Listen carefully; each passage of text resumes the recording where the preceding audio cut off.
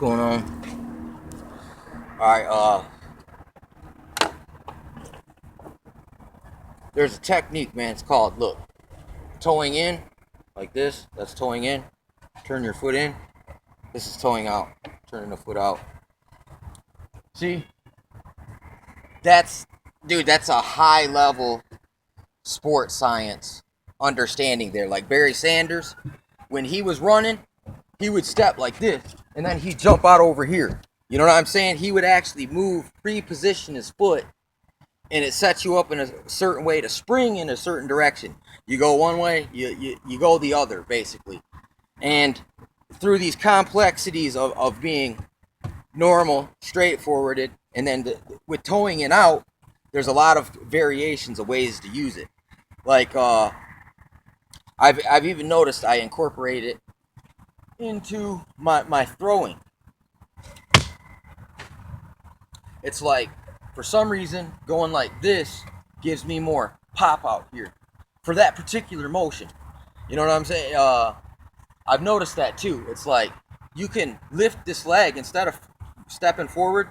As you step backwards, it actually gives you power into the punch. Same thing with this snap here. It'd be like stepping forward and using that energy from going forward. Look, as my foot hits, my other arm comes up. See that? Pulling my fucking arm and my weight into it. It's the same thing. I'm dropping and I'm using this. It's almost like it's like a catapult. The one weight on the one backside, when you release the mechanism, it goes wing. You know what I'm saying? It's kind of like that. It's setting your body up.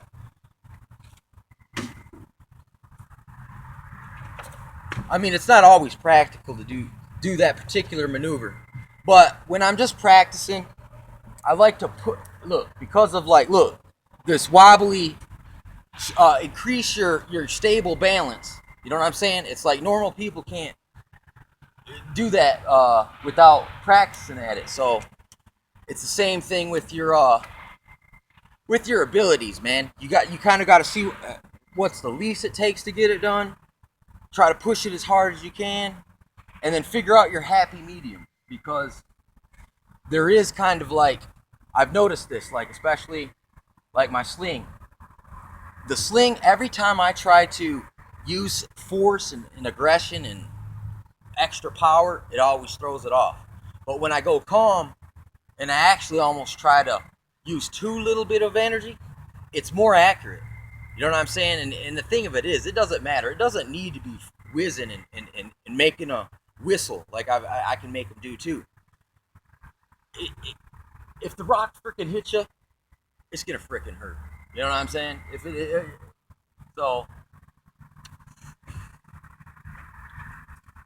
and the same thing with the sling. Even, you know, I'm setting up like this. Look, I got my legs sideways, and then I step out. Look, I toe out, and then pull my whole body around, and it's like it adds extra centrifugal force. It's like one of those machines called the what is that? What are those machines called, man? At the carnivals, man, it was called like the scrambler, and there was like 3-on-1, 3-on-1, 3-on-1, and they'd all go in and out of one another. And you get these kind of jerk points, and then it goes flying real fast, and then another jerk point. You know what I'm saying? It's kind of it's something like that. And once again, that other ride where it was called the elevator, and it went over like this, and you sit in a cart and they roll and spin like that. There's a certain point as it spins, and then he stops. Your cart catches all the centrifugal force, and it's from the lever of the other one and its centrifugal force mixed with the other one's centrifugal force that makes it do the many flips. These principles are not the same as what I'm saying here, but they're similar. You know what I'm saying? In a similar fashion, you can see how they work in sports science. You can see how they work in the amusement industry through their cool contraptions, which are just engineering skills. You know, it's basically looking at materials and seeing what you can do and make them do, and make them how you can make them work and hold it and you know, make a good put them to good use, in other words. And that's the same thing. Like, look, that towing in, towing out, man. It's so ingrained in me at this point that everything I do, I notice myself using those strategies there. It's just even just like standing here like this. It's like, look, all you'd have to do is go stand on a hill, and you would be almost in the same position. So in a way, you're standing not on a hill like you were standing on a hill, and it teaches you kind of like there's a spot where it's uncomfortable to hold all the weight. There's a spot where it's real comfortable. It almost feels like you ain't even there, and that's what you're trying to learn, where these spots are, because these are the transition points between movements that certain ones in certain combination have exponential kind of like torque, and other I it's like you can generate, literally a person can generate a car crash, like a G-force of energy, because I know my buddy, he can run at me and just push me, and I'll fly back like 5 feet. Look, standing up, my feet will hit the ground and then slide back another foot. So I mean it's like literally, if he caught me loose, I would have got whiplash from that. You know what I'm saying? And it's crazy how I could survive that much that kind of force. But that's the type of things you dabble in when you just these kung fu sciences, man. Because like I said, they're very scientific. It's just it hasn't been. I don't know why, man. People are just so. I know what it is. They need people dumbed down, and this stuff gives you a platform to recondition yourself to not be so dumbed down, and things will, common sense will kick in. You know what I'm saying? And you know, and then maybe even confidence, and you know, they won't be able to just tell you how to believe anymore. You'll be like, wait a second, according to what I'm seeing here, this isn't true, or this isn't what's up. You know, they don't like that type of mindset. They want you to just, when they say 2 + 2 = 5, they want you to say 5 how high. You know what I'm saying? And it's you know, it's like I don't know. There is the spirit, the experience of overcoming your weaknesses is a dangerous thing, I guess, to certain people. They don't want people to be able to do that because it might empower them a little bit to, if they can accomplish one thing, what other things could they possibly accomplish? And they're scared of things like that. And that's one of the reasons I think that, you know, I catch so much shizzle about this. Because look, we're heading into a Mad Max type situation. Wouldn't it be a good idea either to know how to run like Barry Sanders? You know what I'm saying? You better be able to know how to play good hide and seek, and you better know a little something about maybe fighting, at least. And then even if you know that, man, maybe you should go take yourself down to the gun range if you uh ain't got no record. You know what I'm saying? Go down to that gun range and get that shotgun good, get that handgun good, shoot a couple rifles a few times, get a long range rifle with a scope. Experiment, you know, and just, you know, it doesn't take much, man, just to get.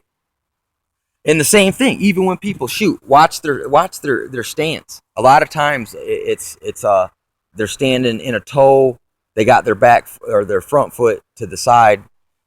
Well, one pointed out forward towards the end of the gun, and then the other one pointing off to the side.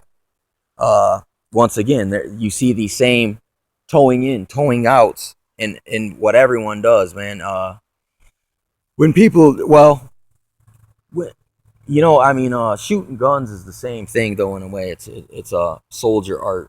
So, of course, these things would be in there because, I mean, the fighting arts really are all based on soldiering arts. Back in the day, they were. So it's not really a joke. It's like that's another reason they don't want you to know about it, because it's like if you're gonna know these things, they want to give you their version of it. You know what I'm saying? So they can keep you.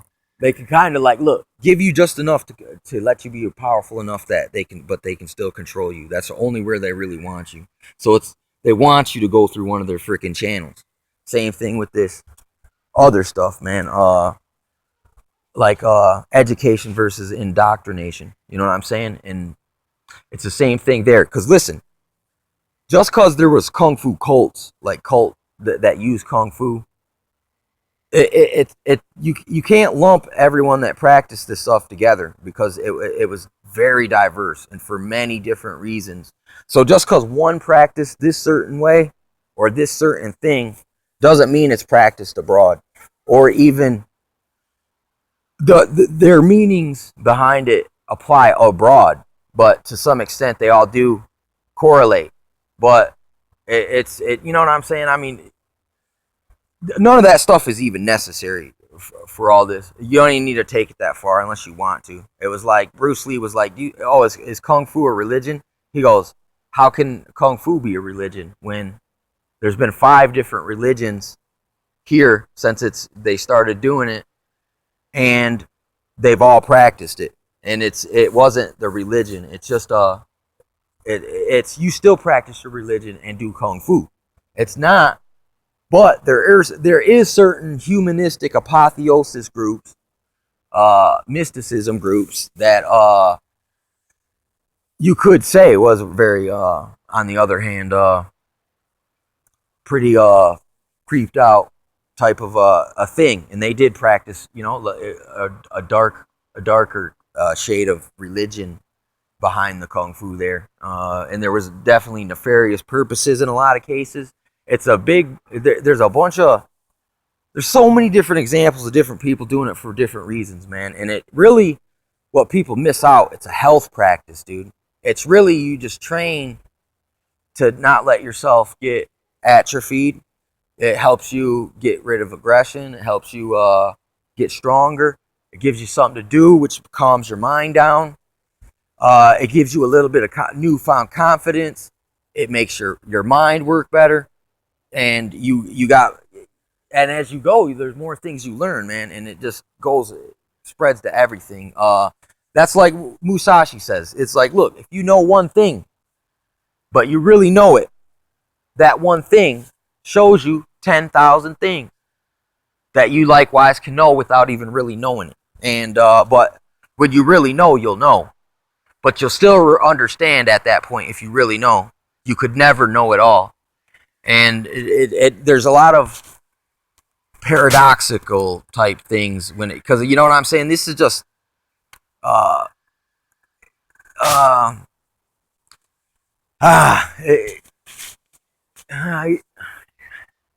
yeah, I guess, you know, it's like Sun Tzu. The difference between all these guys, it was all kind of like earthly and carnal. That's in the end of it, even though they understood there's a certain spiritual component to it.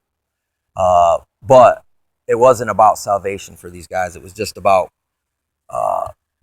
fighting, really, and being right. That my particular thing is going to work above others, and that was really more like what it was about. And whether, you know what I'm saying?